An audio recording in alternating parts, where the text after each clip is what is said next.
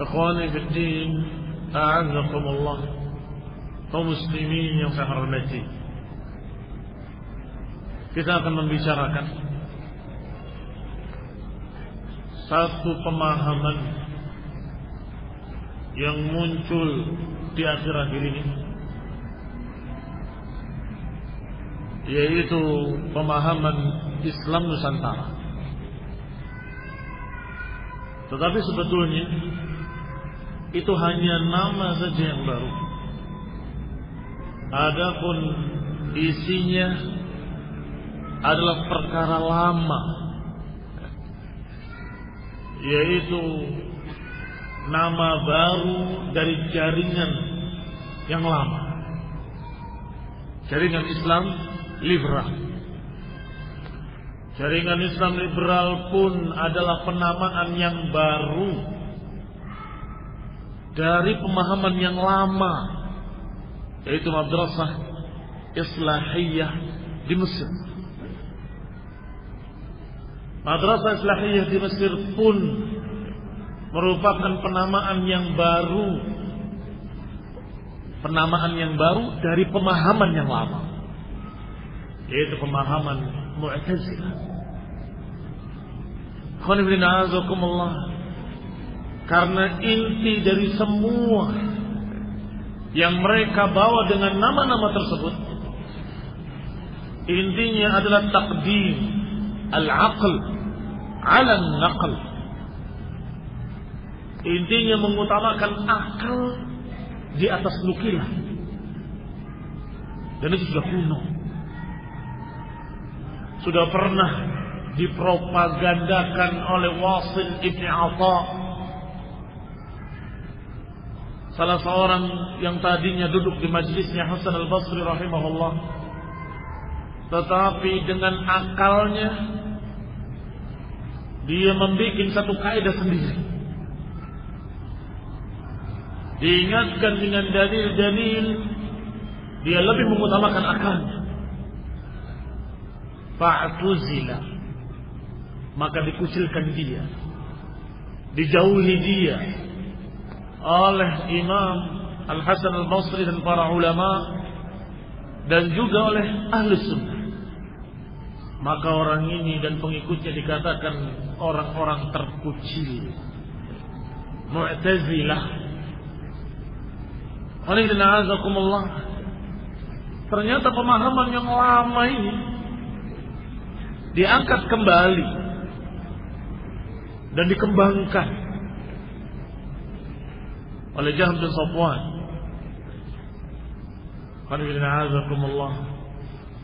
Yang seakan-akan satu aliran yang berbeda, tetapi penyebabnya sama. Kalau Mu'tazilah memiliki prinsip-prinsip, pertama mendahulukan akal di atas nukilan. Kedua, mereka berpendapat harusnya ada keadilan bagi Allah, sehingga tidak boleh seorang ditakdirkan baik atau buruk. Lihat bodohnya mereka. Dengan alasan Allah Maha Adil, maka tidak boleh ada takdir. Aneh. Allah diatur oleh mereka. Tidak boleh menakdirkan fulan kafir, fulan mukmin, tidak boleh. Itu namanya tidak adil. Yang ketiga, mereka menganggap ada kedudukan di antara dua kedudukan. Tidak mukmin, tidak kafir, yaitu manzilatul fisq, manzilah fasik. Dia bukan kafir, tapi juga bukan mukmin. Tetapi di akhirat, kata mereka, kekal dalam neraka. Ini juga prinsip-prinsip Mu'tazilah. Dan masih ada lagi prinsip-prinsip mereka Mu'tazilah yang didasari dengan sebab yang sama, yaitu mengutamakan akal mereka sendiri dan mengalahkan dalil-dalil.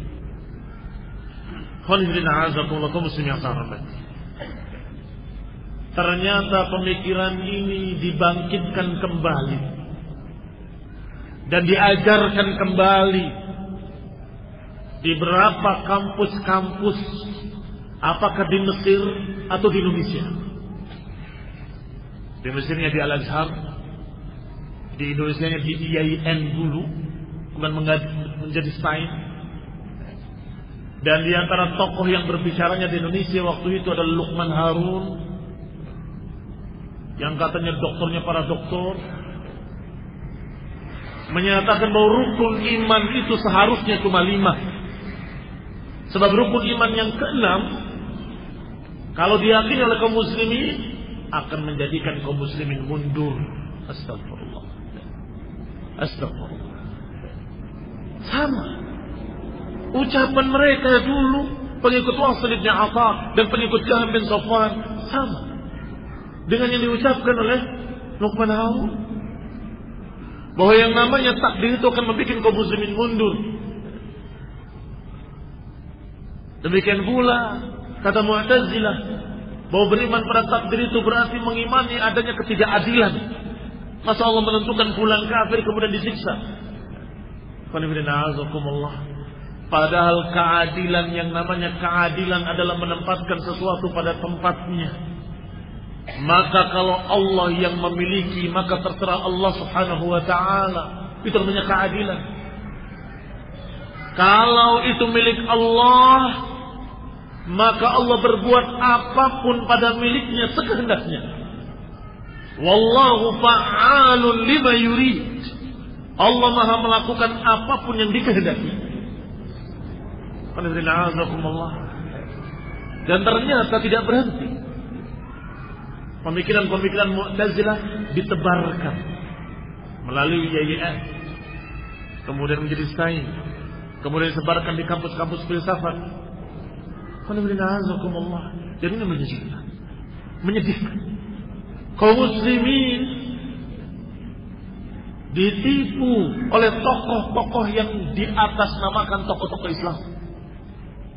Padahal yang diajarkan adalah pemikiran sesat Mu'tazilah yang sudah tumbang, dibantah oleh para ulama.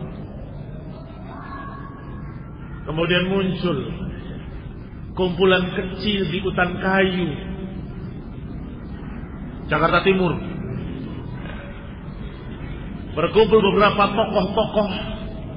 Apakah redaktur majalah Tempo Gunawan Muhammad, atau Ahmad Sahal, editor jurnal Kalam,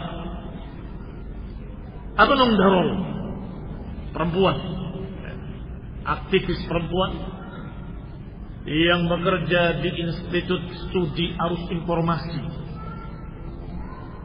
Dan satu lagi yang tidak kalah kurang ajarnya adalah Ulil Absar Abdullah.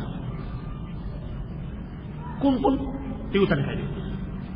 Dan itu sesungguhnya tempat itu bukan masjid, bukan tempat pengajian, sanggar seni. Supaya tahu saja bahwa mereka ngobrol itu di mana. Mereka kumpul di sana, yang sesungguhnya itu adalah komunitas pertemuan para pegandrung sastra, teater, musik, film, dan seni rupa. Berarti seperti Taman Ismail Marzuki yang kecil, mininya Taman Ismail Marzuki. Mulai mereka membicarakan tentang pemikiran-pemikiran mereka. Menurut saya, semuanya akli.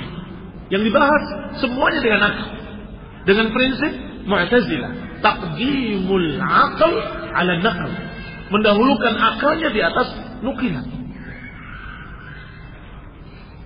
Belum ada istilah jaringan Islam liberal, belum. Masih ngobrol-ngobrol, dan kemudian mereka mulai disebarkan pemikirannya melalui mailing list terbatas. Anggotanya semakin banyak, berapa ratus orang sampai 700 orang. Mulai terdengar suaranya, dan kemudian mulai berani memasukkannya ke radio. Kajian-kajian akliyahnya yang mereka sebut dengan berbagai macam nama, beda-beda namanya, tetapi isinya adalah kajian akliyah, kajian murni akal.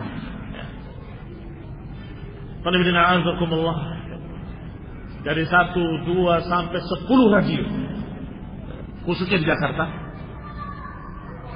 mengadakan kajian khusus. Apakah seminggu sekali, atau kajian rutin setiap hari atau sebulan sekali. Mereka bikin diskusi ilmiah kata mereka. Yang lebih tepat sesungguhnya diskusi akliyah. Diskusi akal. Setelah itu mulai masuk surat kabar. Yang berani memuatnya pertama kali dengan 1 halaman penuh adalah Jawa Pos. Sebab kemudian muncul penulis-penulis utamanya, gurunya Ulil Absar, Nur Khalid Majid, apakah Zumardi Azra, Jalaluddin Rahmat yang Syi'i Rafidhi, dan lain-lain.